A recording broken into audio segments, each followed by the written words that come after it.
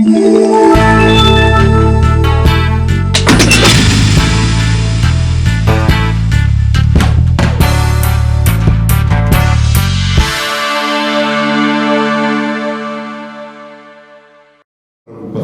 ho chiuso.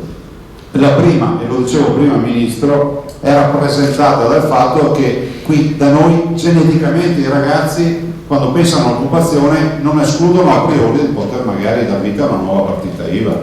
Stiamo pensando che qui i nostri ragazzi comunque hanno ancora questo imprinting di pensare di mettersi in proprio, poi vanno dal commercialista, vengono scioccati e spariscono. E allora noi dobbiamo fare qualcosa. Colpa del commercialista. Colpa del commercialista. E bisogna fare qualcosa affinché questi nascenti imprenditori possano ancora trovare questo substrato nelle istituzioni, nei territori, affinché poi queste imprese crescano, creino occupazione, creino prodotto interno lordo, cioè quindi diano ancora linfa a questo territorio e al paese intero.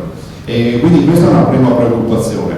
L'altra preoccupazione, ed ho chiuso, e non posso non parlarne oggi in questo contesto, gliene parlavo prima al Ministro, è quella del sistema di credito che noi abbiamo oggi in grossa difficoltà. Sto parlando delle due banche popolari, sto parlando delle difficoltà che comunque coinvolgono 205.000 azionisti in Veneto, due banche, Veneto Banca con 125 milioni di azioni emesse e Popolare di Vicenza, se non sbaglio, 98 milioni e 300.000 azioni, ma sono 205.000 presidi sul territorio, molte delle quali sono imprese che hanno nei loro bilanci queste azioni che dovranno svalutare, mettendo non poche difficoltà le imprese stesse, e molti sono cittadini, operai, lavoratori, pensionati, disabili, che hanno comprato queste azioni ed hanno investito tutti i loro risparmi della loro vita. Allora non è che devo fare qui avvietire interventi strani o proporre soluzioni miracolistiche che non esistono. Dico semplicemente che queste erano banche vigilate, la vigilanza ha sempre dato l'ok a quei bilanci, la vigilanza ha comunque confermato anche che gli stress test erano stati superati. Oggi da questa partita non si può chiamare fuori. Penso che noi abbiamo un obbligo che è etico-morale di dare una risposta a questi cittadini, soprattutto ai piccoli risparmiatori. In un contesto nel quale, voglio ricordare, almeno il sottoscritto non condivide, le indicazioni che dà la BCE e che comunque danno noi regolamenti comunitari. Pensare che la banca del futuro ideale sia una banca senza rischio di impresa vuol dire che qui da noi le banche possono chiudere anche domani mattina, no? Non ce ne facciamo nulla di banche che non rischiano del proprio, perché prestare i soldi a chi è in grado di restituirli sono capaci tutti.